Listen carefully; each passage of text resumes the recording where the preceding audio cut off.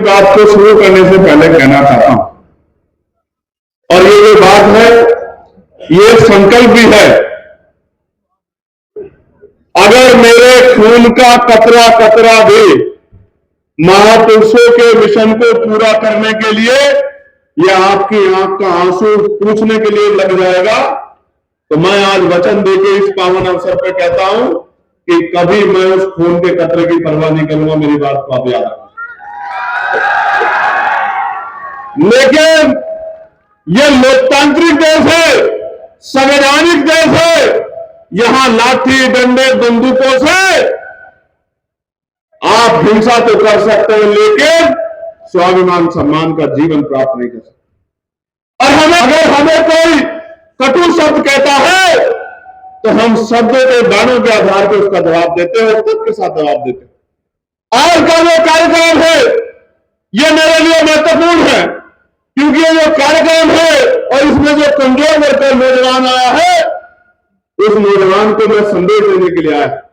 मेरे मंच पर इस तरफ मेरी बहनें, मुझसे बड़ी छोटी, बड़े अभिभावक, पार्टी के सम्मानित नेतागण, ये सब लोग जिम्मेदार हैं, समझदार। लेकिन असली चिंता आपको लेकर है, असली चिंता आपको लेकर है कि अगर आप नौजवानों ने ये ऐसो आराम, अंधविश्वास, पाखंडवाद का जीवन छोड़ के समाज का नेतृत्व करने के लिए अब निर्णय नहीं लिया, संकल्प नहीं लिया, तो वो दिन दूर नहीं कि हम इस देश में पुनः गुलाम हो जाएंगे, जिस तरह के आज हालात हो रहे हैं देश के अंदर। इसलिए मैं यहां से शुरू करूंगा, क्योंकि कार्यक्रम के संयोजक हमारा पाल समाज का परिवार है, जिनकी इच्छा थी कि मैं यहां आऊं, और आपने जो भाईचारा बनाकर संदेश देने का काम किया है, इससे शाम तक लखनऊ की नींद तो खराब होगी, लेकिन रात में नींद दिल्ली के लोगों को भी नहीं आएगी। मेरी बात का ध्यान। प्यारे साथियों, कमजोरों वर्ग में जो पिछड़ा वर्ग है, यह राजनीतिक भाईचारा नहीं है। मैं आज के नौजवानों को बता देना चाहता हूं कि देश में समता, समानता, बंधुत्व, भाईचारे का जो आंदोलन नायकों के रूप में चलाया है, आज की जाति व्यवस्था में मैं बस आपको बताना चाहता हूं, आप घर जाकर चिंतन मनन करना कि मैंने जो बात आपसे कही वो क्यों कही और आपको करना क्या है।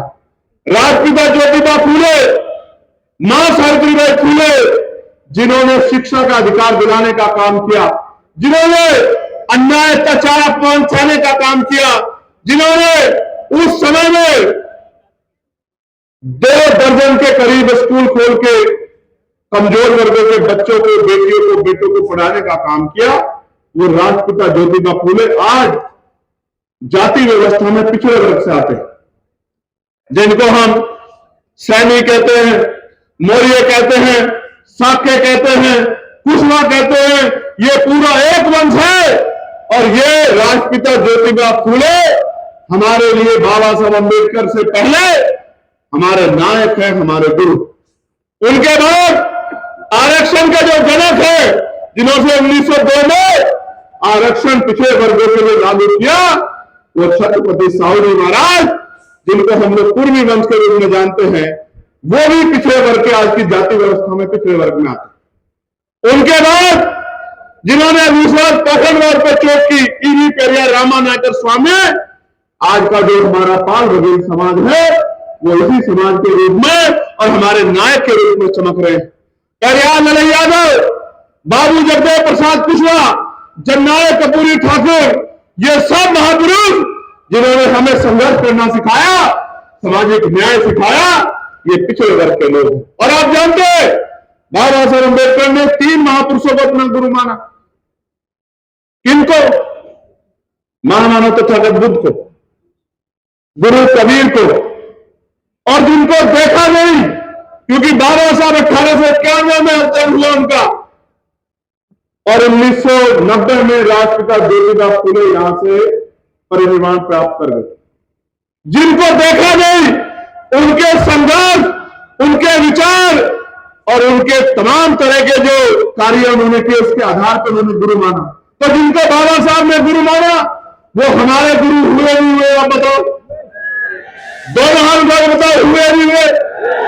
बहुत अच्छी बात। मैं ये बात आपको इसलिए कह रहा हूं कि ये पिछड़ा वर्ग जो है ये हमारा परिवार है, और अपने परिवार के साथ हमें मिलजुल के रहना है। किसी भी कीमत पे हमारा भाईचारा कमजोर नहीं पड़ना चाहिए। इसलिए बात मैंने आपके सामने रखी, क्योंकि समाज जातियों में बटा हुआ है, समाज धर्मों में बटा हुआ है, और क्योंकि हम जाति व्यवस्था में जब पैदा होते हैं तो मेरा चाचा भी मेरी जाति का, मेरा मामा भी मेरी जाति का, मेरी बुआ भी मेरी जाति की, मेरा फूफा भी मेरी जाति का, मेरा दादा भी मेरी जाति का, मेरी मौसी भी मेरी जाति की। ऐसे जाति व्यवस्था के मक्कर जाल में हम लोग पैदा होते हैं कि हम जाति को श्रेष्ठ मानते हैं। लेकिन इस देश का कड़वा सच ये है कि पहलवान और फिर जातियां वो लोगों को कुचलने के लिए और ऊंच नीच की भावना को बढ़ाने के लिए इस देश में बनाई गई।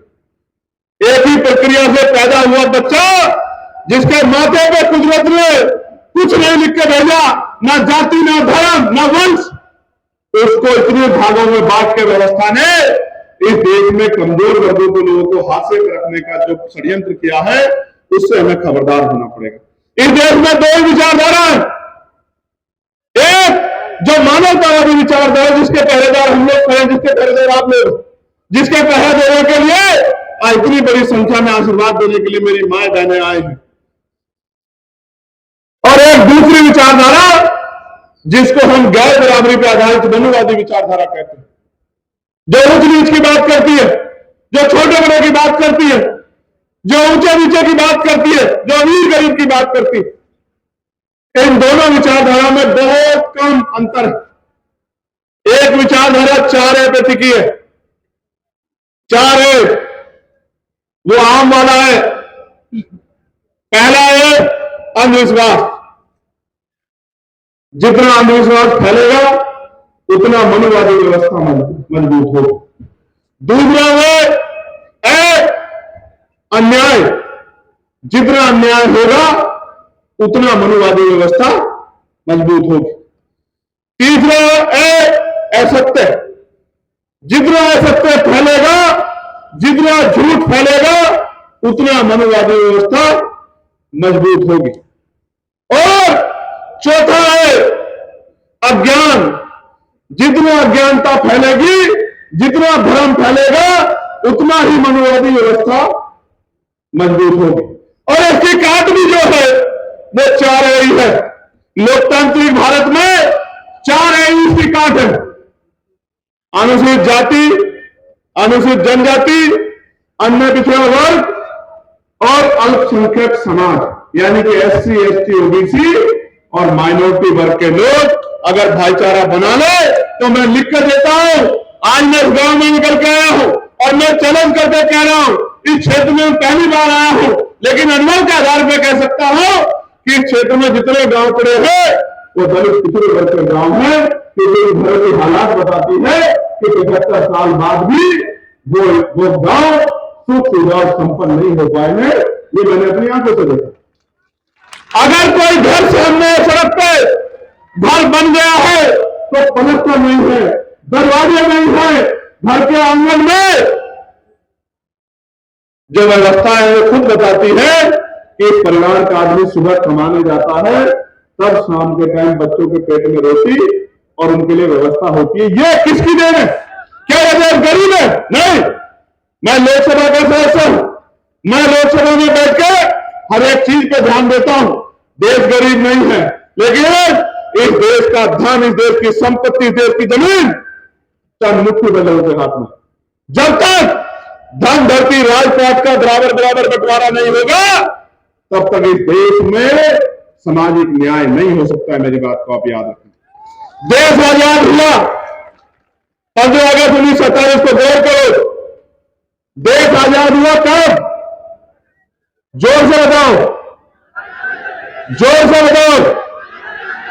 आजादी के राज मजबूत होनी चाहिए। कब आजाद हुआ? अभी भी नहीं आई, बहुत कमजोर हो तुम लोग। Good good. देश आजाद हुआ 15 अगस्त 1947 को। संविधान तैयार हुआ 26 नवंबर 1949 को और संविधान लागू हुआ 26 जनवरी 1950 को। कब लागू हुआ? जोर से बताओ कब लागू हुआ? असली आजादी कब आई? जब संविधान लागू हुआ और संविधान ने सुनिश्चित किया कि देश में कोई भी छोटा बड़ा नहीं, किसी को भी जाति के आधार पर, धर्म के आधार पर, स्थान के आधार पर भेदभाव का शिकार नहीं किया जा सकता। अवसर की समता होगी, लोकतांत्रिक व्यवस्था होगी, वोट का अधिकार होगा और इस वोट के अधिकार के जरिए आप अपने बीच के व्यक्ति को ताकत में ला सकते हो। अब मैं दो चीजों पर आज मुझे आपसे बात करनी। अभी हमारे यहां एसआईआर हो रहा है, एसआईआर पर डिबेट हुई, पता नहीं आप सब लोगों ने सुनी, लेकिन अगली 5 मिनट में मैं आपको एहसास कराना चाहता हूं कि देश में कुछ भी मांगने से नहीं मिला, हर एक चीज के लिए हमें संघर्ष करना पड़ा, छीनना पड़ा। प्यारे भाइयों बहनों और मेरे बहुजन समाज के पहरेदारों, मैं आपको याद दिलाता हूं 1919 की। 1919 में से पहले इस देश में 3% लोग वोट देते थे। कितने परसेंट लोग? जोर से बोल के बताया करो, कितने परसेंट लोग? बहुत अच्छी बात। फिर मॉन्टेगो चेमस्फोर्ड सुधार समिति आई, सुधार हुआ और सुधार में क्या हुआ कि वोट देने का अधिकार उनके पास होना चाहिए जो टैक्स देते हैं। क्या देते हैं? वोट देने का अधिकार उनके पास होना चाहिए जिनके पास बहुत सारी जमीन है, जो जमींदार। फिर और सुधार हुआ, बहुत सारे लोगों को उनको भी ऐड करना चाहिए जिनके पास बिजनेस है, व्यापार है, बहुत सारी धन संपत्ति है। और लोग जुड़े, ऐसे लोगों को भी जो राजा महाराजाओं के परिवार के हैं, ऐसे लोगों को भी वोटों में ऐड करना चाहिए। फिर और लोग जुड़े जो बहुत पढ़े लिखे। वोटों की संख्या बढ़ के हो गई 15%। और मैं आपकी जानकारी के लिए बताना चाहता हूं, इस देश में जब इस देश की संख्या, भारत अंग्रेजों के गुलाम था, 30 करोड़ से ज्यादा थी, तब यहां 80 लाख लोग वोट करते थे। सुधार होने के बाद जब बाबा साहब अम्बेडकर ने इस बात को देखा, उन्होंने इस बात पर आपत्ति दर्ज कराई और पहली बार बहिष्कार चित्कारणी महासभा के जरिए अपना मेमोरेंडम दिया कि हमारे देश में लोकतंत्र नहीं है, हम गुलामों के गुलाम है, कमजोर वर्ग के लोग, इसलिए वोटिंग राइट सबको मिलना चाहिए। फिर गोलमेज कॉन्फ्रेंस हुई, राउंड टेबल कॉन्फ्रेंस, और बाबा साहब अम्बेडकर ने तर्क के आधार पर अंग्रेजों के सामने इस बात को साबित किया कि जब तक अंतिम बालिग व्यक्ति को वोट का अधिकार नहीं मिलेगा, तब तक देश में लोकतंत्र फल फूल नहीं सकता है, तब तक लोकतंत्र स्थायी नहीं हो सकता है। मुट्ठी भर पैसे वाले लोग, मुट्ठी भर जमीन वाले लोग, मुट्ठी भर धन संपत्ति वाले लोग राज करेंगे और बाकी लोग उनके अंदर में काम करेंगे, तो कभी लोकतंत्र सफल नहीं हो पाएगा। इसके बाद क्या परिवर्तन हुआ आपको पता है? इसके बाद यह परिवर्तन हुआ कि कमजोर वर्गों को वोट का अधिकार मिला। मैं आपको और जानकारी देता हूं, उन 80 लाख वोटर में एक भी महिला नहीं थी, किसी भी धर्म की, किसी भी जाति की। उन 80 लाख लोगों में सिर्फ पुरुष थे और पुरुष भी सामान्य जाति के थे, और सामान्य जाति में भी जो संपन्न थे, उन संपन्न जाति के, सामान्य जाति के लोग वोट करते थे। आप महसूस करके देखो, अमीर अगर वोट करेगा तो गरीब को करेगा या अमीर को करेगा? बताओ आप मुझे, किसे करेगा? गरीब को अमीर वोट कर सकता है? इसलिए बाबा साहब ने कहा कि अंतिम व्यक्ति को वोट का अधिकार मिलना चाहिए, और बाबा साहब अम्बेडकर की सिफारिशों पे इस देश के करोड़ों दलितों, पिछड़ों, आदिवासियों, महिलाओं और जो अन्य धार्मिक अल्पसंख्यक हैं, वो भी, उन सबको, जिनमें जैन है, सिख हैं, बौद्ध हैं, मुसलमान है, सबको वोटिंग राइट मिलने का काम हुआ। और ये 22 देश संविधान की देन है कि नेहरू जी की बिटिया इंदिरा गांधी जी देश की प्राइम मिनिस्टर बनी, सुचित्रा कृपलानी उत्तर प्रदेश की पहली मुख्यमंत्री बनी, आदरणीय बहन जी कमजोर वर्गों की तरफ से मुख्यमंत्री बनी। ये अगर किसी तरह संभव हुआ है तो ये बाबा साहब अम्बेडकर के संविधान में जो वोट का अधिकार है उसकी वजह से संभव हुआ। और बताता हूं आपको, क्योंकि आज ज्ञान का जो सागर है उसको आपके बीच तक लेके आना। इन सब चीजों में ये जो वोटिंग राइट मिला, ये पहले 21 साल के लोगों के लिए था, तो इसमें परिवर्तन हुआ, 18 साल के व्यक्ति को वोटिंग राइट मिला। तो आपको वोटिंग राइट कहां से मिला, पता लगा आपको? किसने दिलाया आपको वोटिंग राइट? किसने दिलाया? अगर बाबा साहब ने दिलाते तो एक बात याद रखो, आज लोकतंत्र है, वोटिंग राइट है, तो आपके घरों की दीवारें पक्की नहीं है। अगर आपसे वोट का अधिकार छीन लिया जाए तो मैं लिख के देता हूं, आपके बच्चों में कोई नेता पैर रखने के लिए नहीं आएगा। आज मेरी बात को आप एफिडेविट लेकर लिखिए।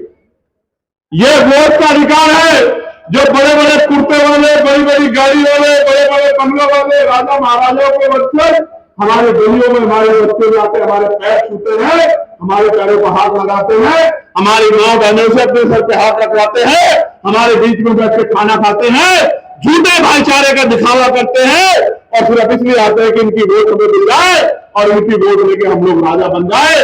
इस देश में कब तक कमजोर वर्गों के लोग लुटते पिटते ठगे जाते रहेंगे, इसका फैसला आने वाली पीढ़ी को करना।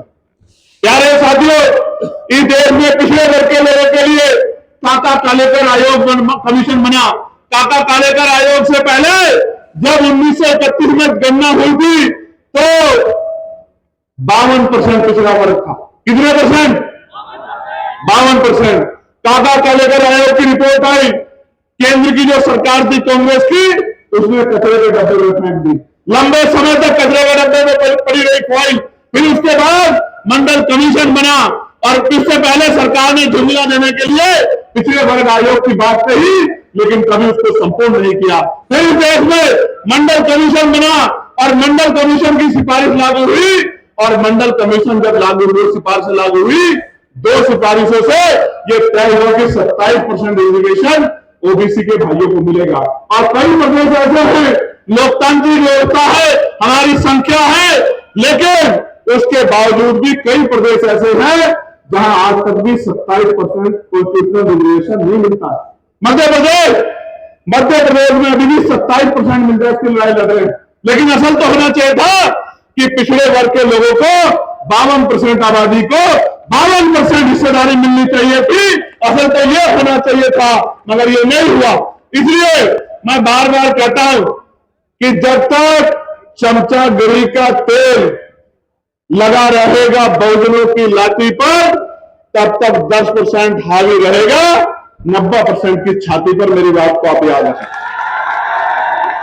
यह चमचागिरी का तेल जब तक नहीं उतारोगे, जब आपका मंडल कमीशन का आंदोलन चला जिसकी 2 सिफारिशें लागू हुई, तब इस देश में धार्मिक यात्रा निकाल के कमंडल की आपके पूरे आंदोलन को कुचलने का काम इस देश में जो लोग राजकाज में बैठे उन लोगों ने किया और आप लोग आपस में लड़ते रहे। इस वजह से आज भी आपके घरों के ऊपर पलस्तर नहीं हुआ है, जबकि यहां दूसरी तरफ इसी प्रदेश में ऐसे भी लोग हैं जिनके पास 5-5 हजार बीघे जमीनें हैं, जिनके घर 20-20 बीघे में को है, और मेरे दलित पिछड़े कमजोर किसान मुसलमान वर्ग के पास इनके पास रहने के लिए 20 गज जमीन भी नहीं है। ये देश में प्रदेश में हो। प्यारे साथियों, मैं आपको बहुत जिम्मेदारी से कह रहा हूं, मैं तो आपके साथ हर जगह खड़ा रहता हूं। कोई ऐसी जगह नहीं जहां मैं नहीं खड़ा हुआ। जब जयप्रकाश पाल जी की बलिया में हत्या कर दी गई तो उनको न्याय दिलाने के लिए हम लोगों ने सरकार से जवाब मांगने का, संघर्ष करने का काम किया। जब मेरठ में आकाश पाल की पीट के हत्या कर दी गई, इतनी वैसी भी वो हत्या, इस तरह के हालात थे कि उस बच्चे को देख नहीं पा रहे थे। जब वो हत्या कर दी गई बांध के मार के, तो अकेले चंद्रशेखर और हमारे साथी खड़े थे, लड़ाई लड़ रहे थे। और जिन नेताओं को वोट देकर आपने गद्दे बिठाया, वो घर में बिस्तर तान के सो रहे थे। अगर वो ठंड में कोई लड़ने काम कर रहा था तो वो ठीक है जो इस मंच पर बैठे। प्यारे साथियों, कौशाम्बी में जब हमारी पाल समाज की बच्ची के साथ अन्याय हुआ, तो जब मैं वहां गया तो रास्ते बंद करके झूठ बोलकर मुझे गेस्ट हाउस में जाकर डिटेन कर दिया, और उधर दूसरी तरफ जो हमारे लोग खड़े थे उनके साथ हिंसा करा के 85, 80, 90 लोगों को हमारे जेल में भेजने का काम किया। उनको लगा कि इन जेल में भेजने से, लाठी चलाने से हम लोग डर जाएंगे, लेकिन मैं बता देना चाहता हूं सरकार को, हम डरने वाले लोग नहीं।